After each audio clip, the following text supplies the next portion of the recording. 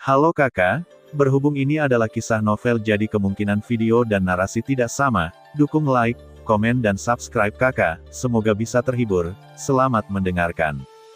Xiaoyan berada di ruang pusat ini, setelah kegelapan di prefektur Baiyanjiang dihilangkan, ada kantung darah yang padat sejauh mata memandang. Xiaoyan memperhatikan beberapa bayangan hitam yang sangat besar terpantul di dalamnya, dan dia pada dasarnya bisa menilai apa yang ada di dalamnya. Saat Xiaoyan terkejut, ada suara lain di belakangnya. Deru, Su Zuo dan Su Huan sudah tiba pada saat ini, dan Xiaoyan menggunakan sabit api kayu Buddha untuk menahannya, dan kecepatannya sendiri dengan cepat ditarik menjauh, yang juga normal. Su Zuo dan Su Hua berhenti, meskipun wajah mereka penuh amarah, tetapi mereka tidak berani mendekati Xiaoyan lagi. Itu saja, ada baiknya kami membiarkan Anda pergi, dan meletakkan sabit api di tangan Anda. Xiaoyan melayang di udara, dan sabit api 3 warna di tangannya muncul di telapak tangannya, diam-diam melihat sekeliling tanpa terburu-buru. Sekilas, bagi Taixu, kerugiannya akan sangat berat, terlihat gugup dan berpura-pura tenang, kedua Xiaoyan bahkan lebih yakin. Pentingnya tempat ini bagi Taixu lebih dari ini, Long Xiaoyan tidak bisa melihat ujungnya sekilas. Seluruh inti bintang mungkin telah dilubangi dan dikandung dalam jumlah yang tak terukur, dan apa yang membuat Xiaoyan merasa lebih aneh dan luar biasa adalah bahwa Void Warriors di kantung darah tidak memiliki nafas jiwa. Tapi binatang buas ini tampaknya memiliki jiwa. Jika ini masalahnya, mereka benar-benar menggunakan cara ini untuk memelihara kehidupan dan mengubah kehidupan. Xiaoyan mengangkat tangannya dan melemparkan lampu sabit api, bahkan jika itu berdetak di tangannya. Jika Anda masih memiliki persyaratan, monster itu juga dapat dilepaskan, tetapi Ku Huai melihat meriam anti-inflamasi Frozen Fire Lotus, dan wajahnya tiba-tiba menjadi sangat jelek, dan dia meminta Anda untuk takut saya akan meledak di sini. Kemudian jika Anda menukar hidup Anda dapat melakukannya. Sudut mulut Xiaoyan sedikit terangkat, dan matanya menatap mereka berdua dengan dingin.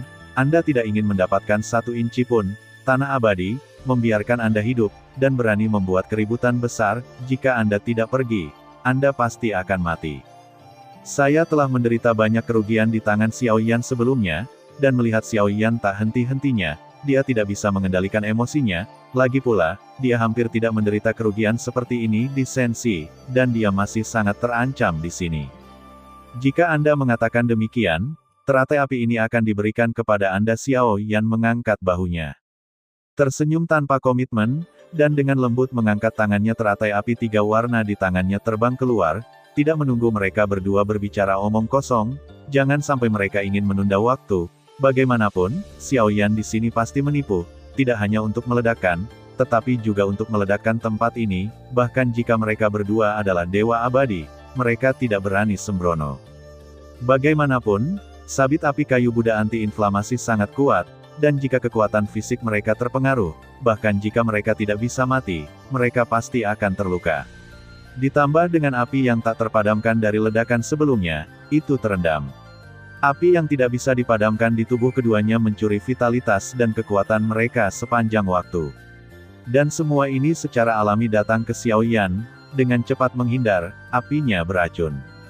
Xiaoyan mendengar ledakan itu dan tidak tahu siapa yang membunuh, siapa yang berteriak, dan tiba-tiba membuat Xiaoyan menamparkan kepalanya setelah sabit api meledak.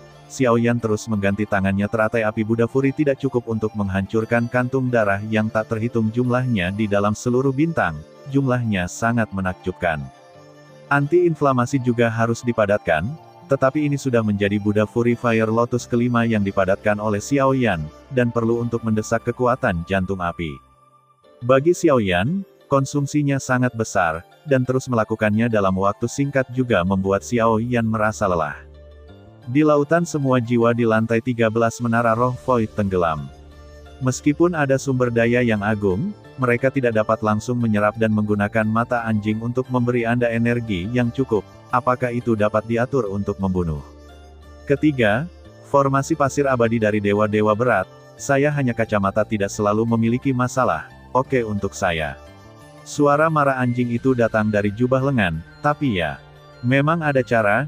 Jika Anda ingin membombardir Sadi, keabadian dewa rangkap. Adik laki-laki saya bisa melakukannya, tetapi dengan biaya tertentu. Xiao Yanzi sedang memadatkan teratai api sambil berbicara dengan mata anjing. Di depannya, meskipun kedua orang ini juga dewa abadi, bagi Xiao Yan, mereka sama sekali bukan bahaya yang nyata. Dari kedalaman bumi, pasti ada keberadaan yang lebih kuat.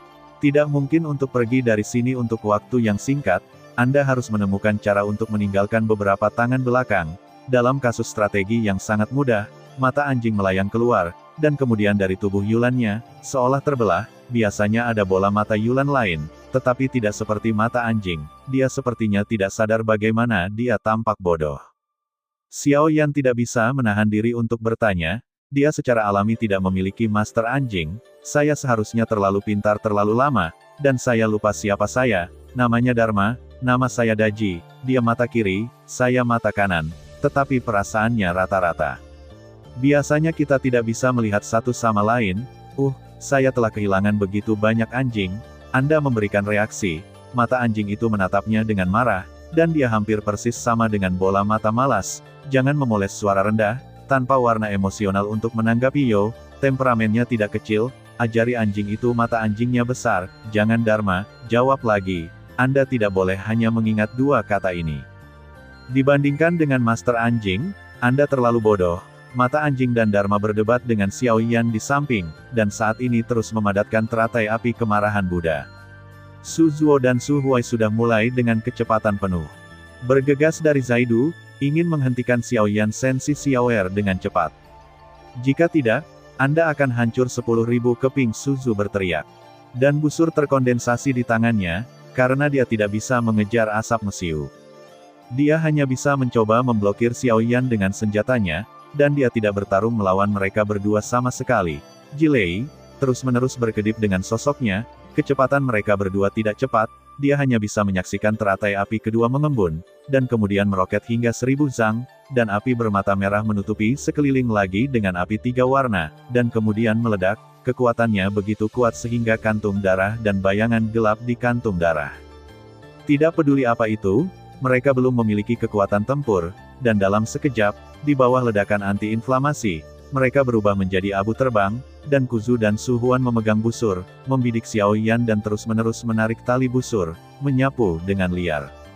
Tapi ini jelas tidak mungkin untuk menghentikan ledakan anti-inflamasi di sini untuk membunuh 1000 pisau, Anda dapat menguleninya sebanyak yang Anda suka, dia, tangkapnya tanpa mengingat apa-apa, Anda dapat melihat formasi pasir yang dapat diatur. Xiao Yan melihat saat telapak tangan berduri Damor bersentuhan, seolah-olah dia melihat apa yang dilihat Damor, melihat ruang di sekitarnya, dan komposisi potongan-potongan aturan, seperti cermin, disinilah letak aturan ruang. Melihat Xiao Yan meraih mata anjing Dharma, dia menunjukkan senyum puas. Tuan anjing, akhirnya aku bisa istirahat, biarkan dia menanammu setelah istirahat.